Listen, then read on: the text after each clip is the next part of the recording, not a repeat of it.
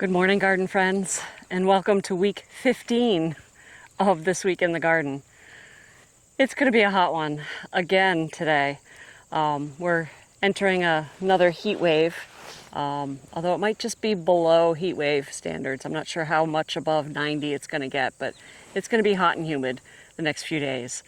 So yeah, my gardening time this week is going to be limited to the early mornings. I'm standing in the last remnant of shade here in the vegetable garden. It's not quite, I think it's like 9 o'clock or so. Actually, let me check. Yeah, it's 9:30 and I've already been in the garden a couple hours. My friend Sylvia came over and we are in harvest mode. She was over yesterday and yeah, we're harvesting a ton of stuff.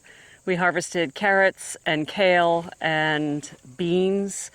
Oh my goodness, so many beans. What else did we harvest? I think that was it yesterday. Yeah, so today we started looking at the potatoes. And I was just gonna do a little test dig to see how things were going. And oh my goodness, I guess I'm digging potatoes today. And I'll show you that in a second. But I hope we have a bumper crop from just a small amount of seed potatoes. So I'm pretty excited about that, but wasn't really what I was planning on doing today. I was hoping to get the peas out and down, but that hasn't happened yet. We did have some torrential rains on Monday, which did some erosion damage, excuse me, some erosion damage in the garden, as well as our driveway and other parts of the garden. So I've been dealing with that. But it was a good long soaking rain, which we desperately need. So I can't complain too much about that. So anyway, let's start this video with potatoes, and then we'll talk about some other stuff. All right, we'll walk over to the potato row. But first, actually, I should comment on the garlic. You'll notice that Sue's garlic is gone. So Sue came over yesterday and harvested the rest of her garlic.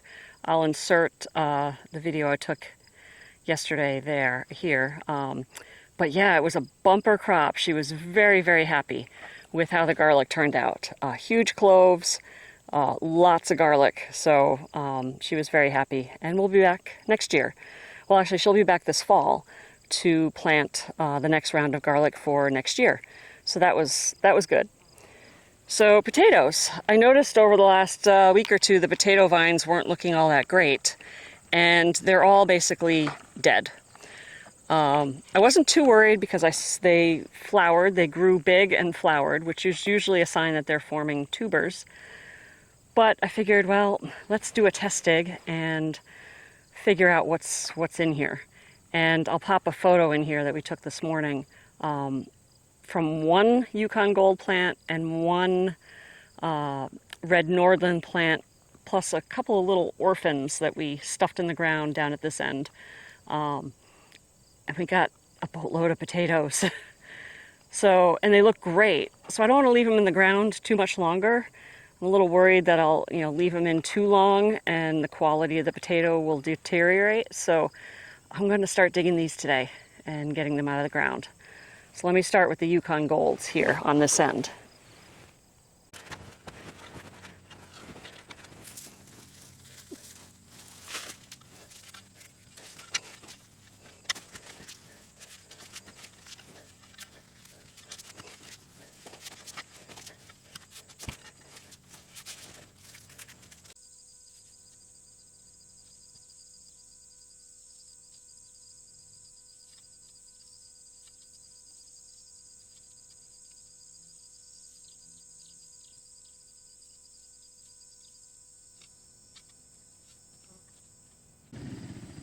Okay. Whew. So this is my Yukon Gold harvest. Holy cow, from about, I don't know, 15 feet of potatoes. I don't think that's 20 feet. I think it was a 2.5 pound bag of seed potatoes. And yeah, plus the half dozen or so that I got from the one plant earlier. These look beautiful. I just show you like the size of these potatoes. They're gorgeous. I'm so happy with them. Pardon the lawnmower noise in the background. Hopefully it doesn't distract too much, but my husband is trying to mow the pasture around the new broilers that we just put on pasture. But anyway, look at these potatoes. Oh my goodness. All right, so I'm gonna get these in the tote, and yeah, I guess I'm gonna have to tackle the rest of this row now. I've sort of committed myself to it. Yeah, I'll get back to digging.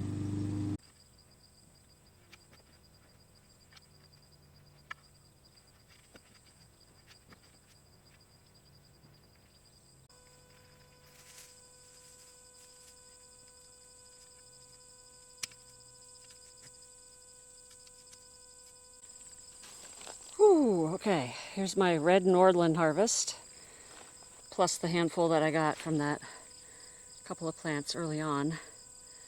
Not as impressive as the Yukon Golds in terms of size. And when I first started digging, I was getting more rocks than I was potatoes. This is New England, but I mean, come on. A lot of little potatoes. But like some of the bigger ones, here's a bigger one, you know, good size. But yeah, I mean, considering we didn't do much for this harvest, planted them, watered them a little bit, hilled them up once, and then that was it. Picked potato beetles off these. This was the variety that had all the potato beetles on it. So I wonder if that has something to do with the size. But anyway, I think that's a pretty good harvest for sort of minimal effort. And I was just saying to Sylvia in the garden this morning, I don't want to grow potatoes next year. It doesn't seem worth it. I don't know. Maybe? So volume-wise, I think the red Nordlands are right up there with the Yukon Golds.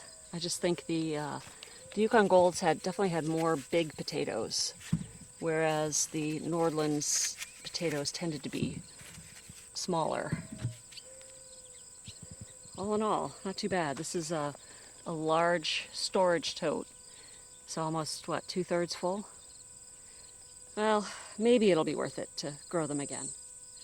Ask me again in January when it's not August and 90 degrees.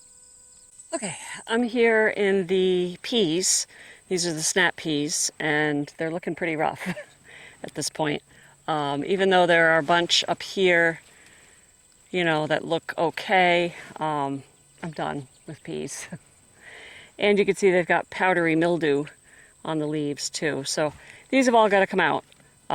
So I need to cut the strings that I use to hold them up and then hack back the vines. All of these are going to the compost bin. They'll make great compost. And then we'll be done with peas for the year.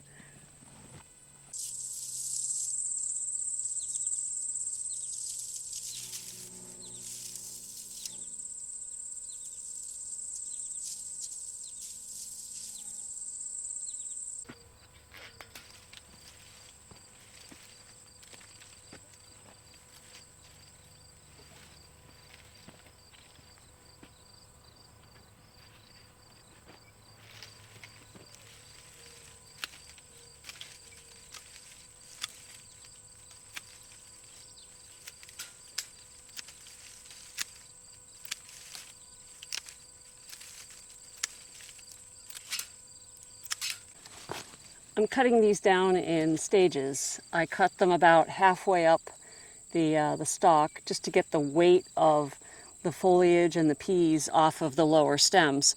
And now I'm not going to pull these out of the ground. Peas and beans, anything in the legume family, their roots form little nodules that fix their own nitrogen. And it's good to leave those in the soil once the crop is done. So I'm going to cut these right at the surface and take them out and leave the roots and all the little nodules in the soil to further decompose and help aerate the soil. And yeah, it's all part of the sort of no-till process, trying not to disturb the network, the web of the soil where you can. So I'm just going to start cutting these right at the base, and we'll leave the roots and everything in the ground to decompose.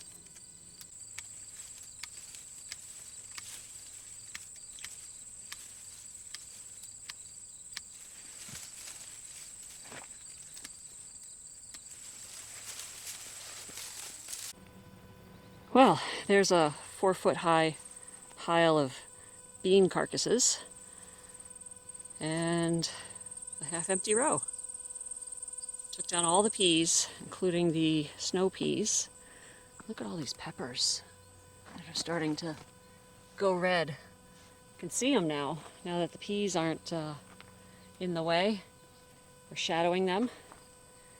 Anyway, so it's all the peas are gone, and I actually got started hacking my way into the tomatoes, cutting off side shoots and unnecessary stuff, and then realized, no, that's a job for another day.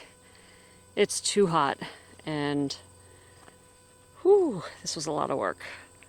So I'm gonna go inside, rehydrate, and come back at it another day. Whew, well, it is now Saturday afternoon for the end of This Week in the Garden, week 15. And yeah, this week did not go well. It's been so brutally hot and swampy this week, the latter half of this week, that I just haven't been out in the garden much. It's been way too hot for me. I don't do well in the heat, as I'm sure I've told you a million times, but I really hate the heat. And it's been near 90 and 70% humidity, which is just basically soupy. And this is New Hampshire. We're not used to this extended humidity and heat. So yeah, we've just basically been hiding inside. I come out early in the morning, do a little bit, and then retreat until maybe about now. It's just about dinner time, 6 o'clock or so. But I did actually come out this morning and do a little bit of filming before the heat, and my allergies are really bothering me still. And yeah, showed a few things that were going on in the garden, and got back in, retreated from the heat, and was going through my clips and realized I never turned my mic on. So I may integrate some of those in here as I talk. But anyway, then I realized, looking at the radar, and I'm not sure if you can see it behind me, maybe I'll show it to you in a second, but we've got some weather coming in that's been brewing all day, popping up here and there, and there's a big batch of it to the west of us that may or may not hit us, but I thought it best if I do the filming now fairly quickly, before me standing out in the middle of an open field with a lot of metal poles around becomes a hazard. Little Miss Lightning safety, in case you haven't picked up on that. Yeah, I don't do well standing outside in thunderstorms. So yeah, so I'm just going to take you through and show you a few highlights. I did do some filming earlier this week, thankfully, so this video isn't just going to be rushed all in one go. But there are some things that are interesting and fun in here, and a lot of work for next week, definitely. So let's hope next week is a little less crazy. First of all, I'm standing in front of these gorgeous sunflowers, and there are a couple of bumblebees on this one, or I would touch it, but the sunflowers are just so beautiful right now. Everywhere, all up and down this aisleway, just stunning sunflowers. So let's take a look and see what we got. So yeah, the sunflowers right now are just in their prime. Just such beautiful colors. We go up here. Oop. This one, isn't that gorgeous? I don't know if the color will get picked up in the glare, but oh, they're just so pretty right now. Let me go a little further down here because there's a whole pile down here. I'm just walking right through the beans as I do this. These are some lemony colored ones. Oh, they're so pretty. And so many more to come. This is just the beginning of the sunflowers. Look at these. And it is definitely a bumper year for bumblebees this year. They're just everywhere. Oh, look at this one. So pretty.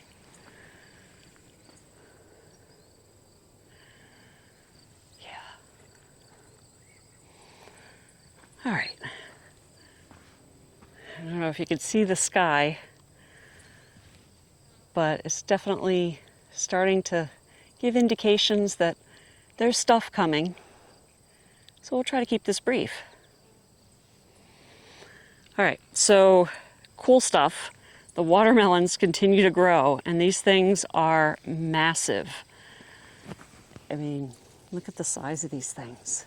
These are sugar baby watermelons. They're supposed to be kind of on the small side, but oh my goodness, look at the size of this thing. They're beautiful.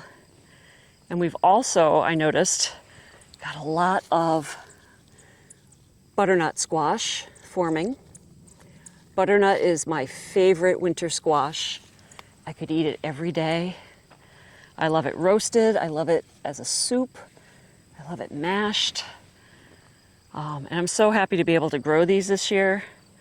I haven't always grown them because when I was a market gardener, I just didn't have room. As you can see, there are 3 plants in here of butternut, and they're just sprawling. I just didn't have the room. But I do this year, so look at those. Aren't they gorgeous? Oh, so beautiful. And I love this. There's one leaf that has some variegation, actually 2 on this plant. The botanist in me finds that fascinating. So the squashes now are really going crazy with the heat. They love the heat. It's actually these butternuts are growing into the sweet potatoes, the Beauregard sweet potatoes. Weeds. I'm just battling weeds all day long. Get this carpet weed out of here before it goes to seed. Yep. Anyway, the Beauregard sweet potatoes are really starting to spread out. They will start taking off now. This is their month. Hot and humid. They love it.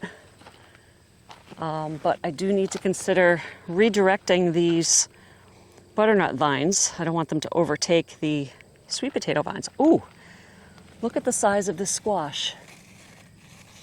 That has got to be like 18 inches long. That's huge. Love it. So yeah, the sweet potatoes. Oh, and let me try to get in. Now this time of year, it's also difficult to get into the squash because they are filling up the space quite a bit. There's some acorn squash. Oh, here's another one. Oh, there's a nice one. Nice acorn squash. Now, surprisingly, and I'm probably going to jinx myself, there's another couple of acorn squash. The squash bugs have not been that bad. Yeah, and I know I'm probably going to jinx myself. Sorry, squash. I probably ruined it for you. I know next year they'll probably be horrible because usually they lag a little bit. There's some honey nut squash. They're like miniature butternut. And these are like my second favorite squash. They're hard to find. I've only found them in one farm stand nearby. And yeah, so I wanted to grow some of my own so I could have an unlimited supply. Anyway, yeah, the squash bugs, they're here. I have seen some. And more honey nut. Oops, hang on here. There we go, a whole pile of them in here. Look at that. Yay. They are in here, more so up here in the summer squash area. Let me just step through. You can see this one's probably had a little bit too much squash bug damage and maybe some vine borer damage. Yeah, here's a squash bug right there. Squish.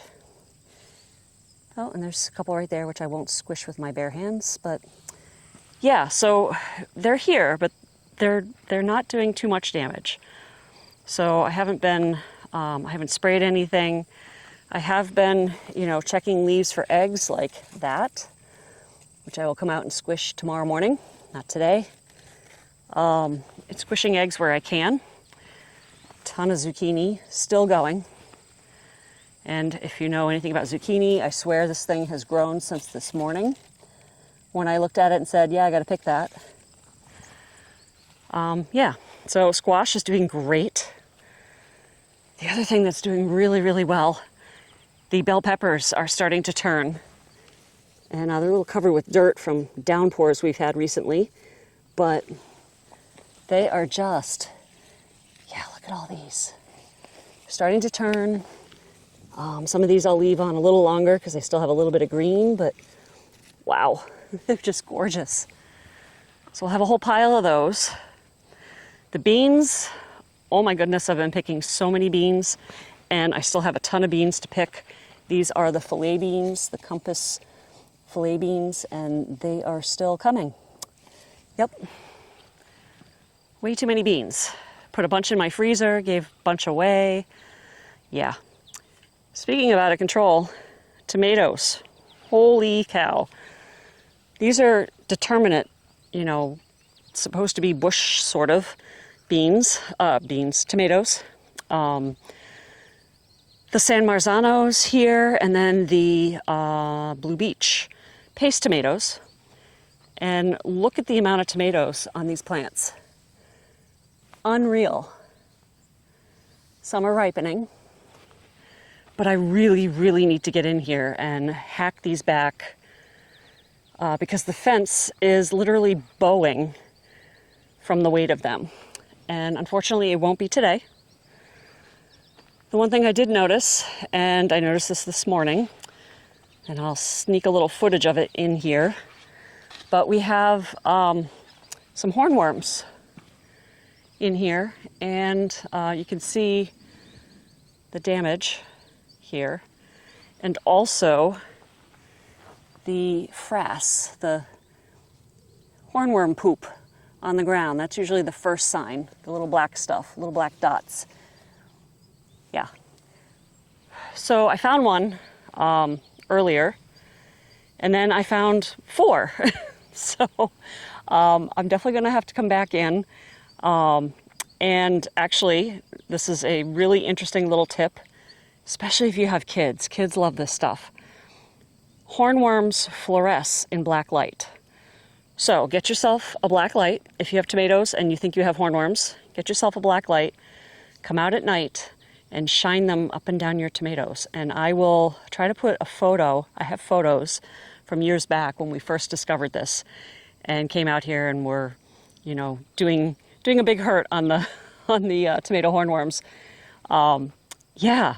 So you shine the black light on the tomatoes, and the hornworms will just jump out at you. It is so cool.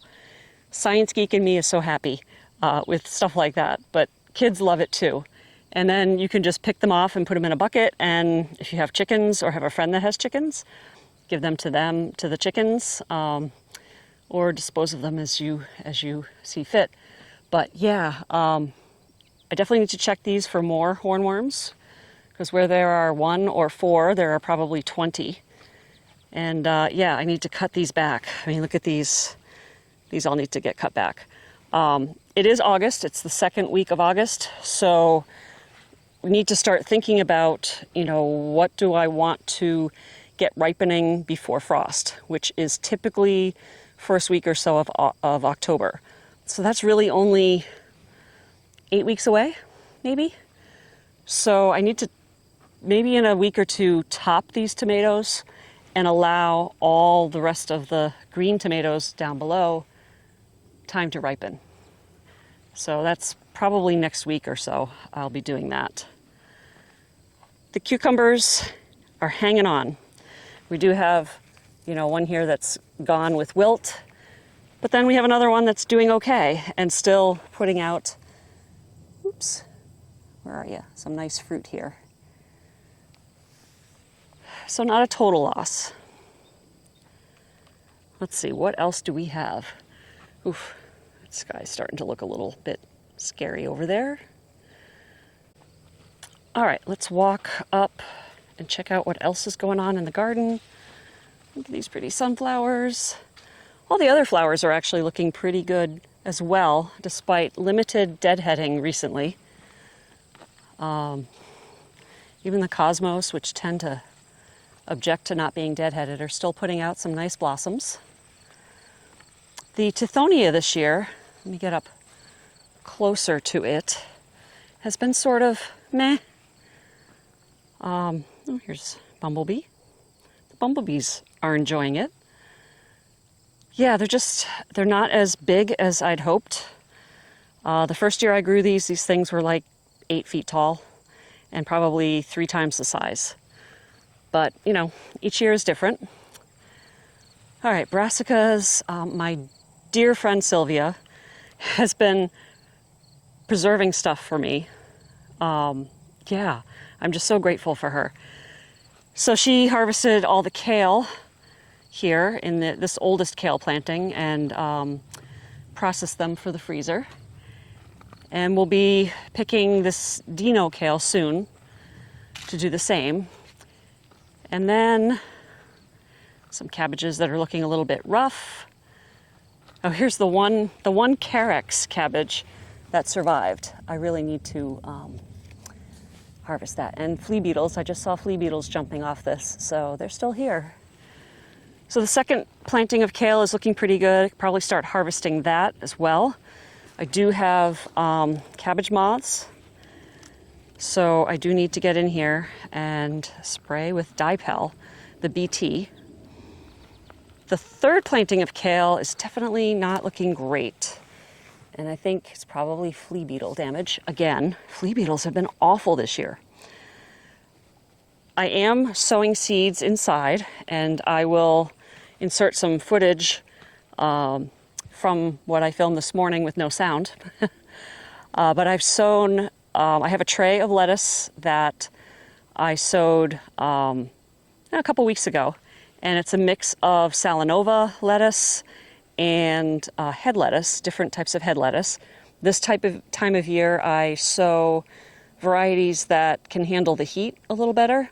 In the spring, it tends to be romaine and butterhead and some of the earlier leaf lettuces, which don't hold up well in the heat and will bolt. So then I switch to heat-tolerant leaf lettuces. There are some summer crisps that I really like. Magenta is one of them. And yeah, they hold up much better in the heat.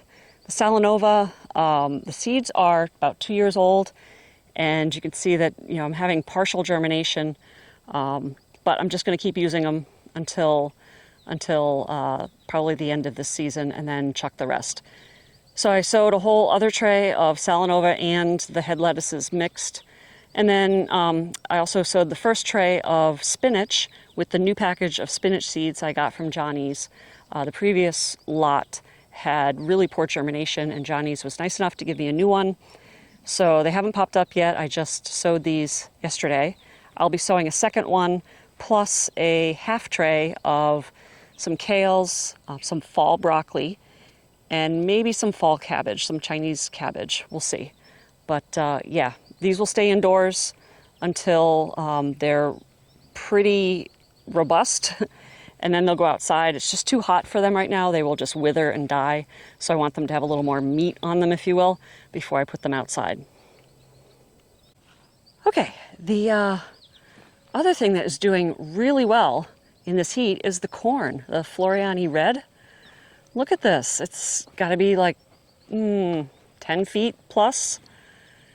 Now this has stalks with 2 different sowing dates, separated by about 2 weeks. So a lot of the middle is about 2 weeks younger than some of the edges here. You can see these are already blossoming, if you will. And we do have ears with silks. Very excited to see this. So hopefully we'll have plenty of ears of corn with which to make cornmeal and cornbread and polenta and all sorts of good stuff this fall. But yeah, this is despite no additional watering for the last probably month or so. It's just really taken off. It is a literal forest in here of corn stalks. Look at that. It's so green and peaceful in here.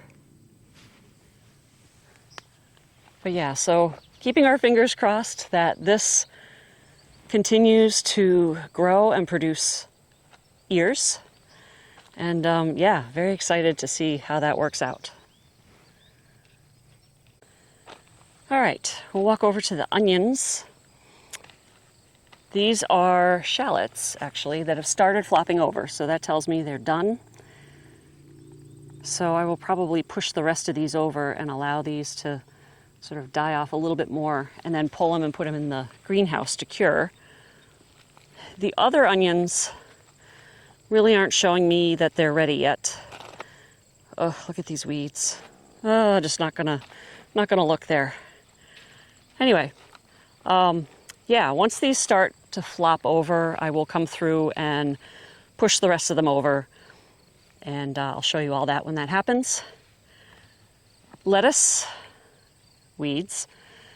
This is Salanova here, the last planting, looking okay, despite the heat. I've been trying to water. And then we have a little patch of head lettuces.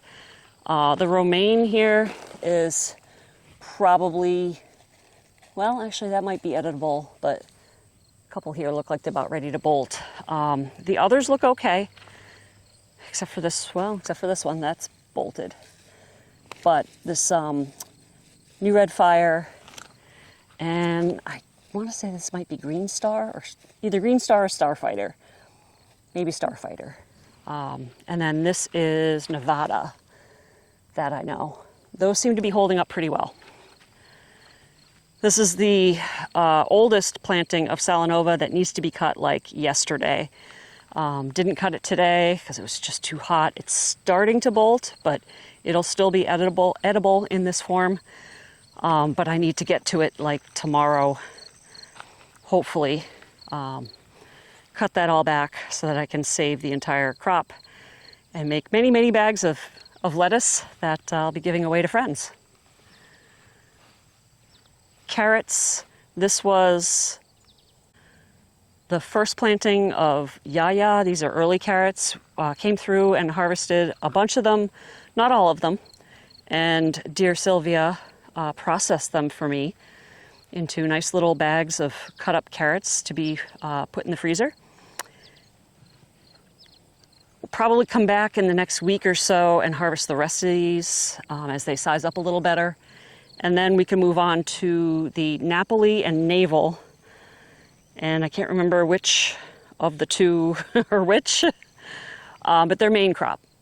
And so, let's see, these here aren't anywhere near being ready. They're very tiny. And I wish I knew which one was which. I need to do better labeling. But this one, this variety looks like it could be ready soon. So we'll have lots of carrots for our freezer, lots of carrots to share.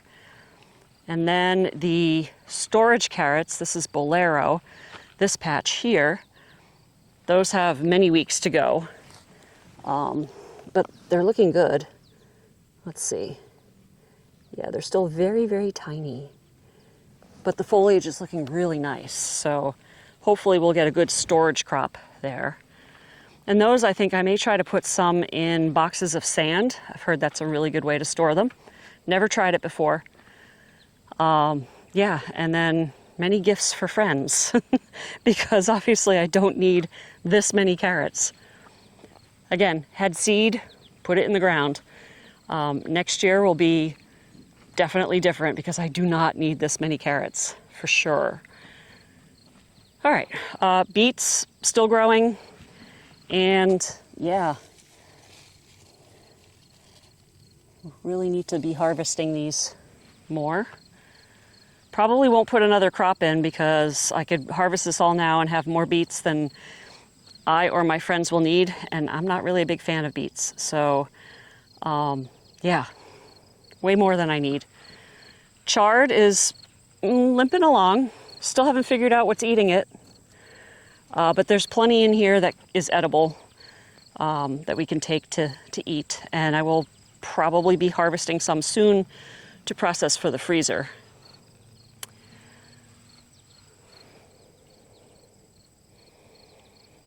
All right, well, I think that is it for week 15 of This Week in the Garden.